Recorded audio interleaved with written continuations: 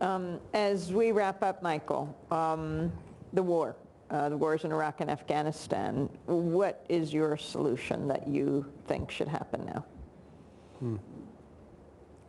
Well, I think was it last week or a couple weeks ago, the Afghanistan war surpassed Vietnam as our longest war. I think we should start referring to it as for what it is. It's Obama's war. Just as Johnson's war became Nixon's war. This is his war. I don't know why he'd want a war.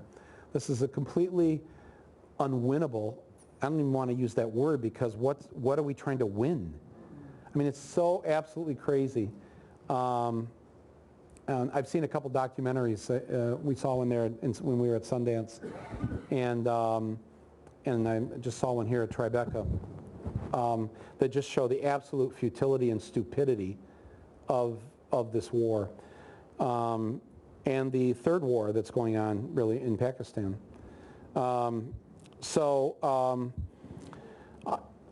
If I had President Obama's ear, I would say to him, I would like you to stop this now. It's not your war. You are absolutely right to figure out what needs to be done law enforcement-wise to bring anyone to justice who participated in the mass murder of 3,000 people. But that was a crime. That wasn't an act of war from another nation. And it got built into that, blown into that, on purpose by people who knew what they were doing in order to instill fear into the country so they could get whatever the hell they wanted. And it worked, for a while at least, and for a long while, sadly. And he should end it. He should bring the troops home now. He should bring all the troops home from Iraq. He's going to tell you that they're all home at the end of the summer, but there's probably going to be 50,000 still there. This is not our business. We had no right going there. It was an immoral act, and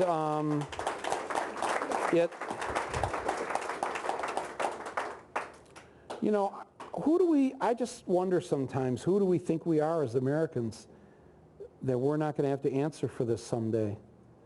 You know, whether we answer for it here or there, or if you're a religious person, you think there's a life after this. You know, what do you think is going to happen up at the pearly gates when they check your citizenship? And they go, oh, you were an American? Well, here's your list of crimes. Oh, yeah, no, I was against the war. I was against the war. Did you pay your taxes? Well, yeah, you got to pay your taxes. Well, then you helped fund this, didn't you? Yeah. Okay, well, you know, turn around. You're not coming in the gates. I think that there's so much good that we could do. You know, if you travel the world, you know that people like us as people, as individuals. There's something charming about our naivete and our, you know, right? I mean, you know, hey, how you doing? Hey, yeah, I'm from Detroit, yeah. Yeah, they could spot us coming. But I think we're capable of a lot of good.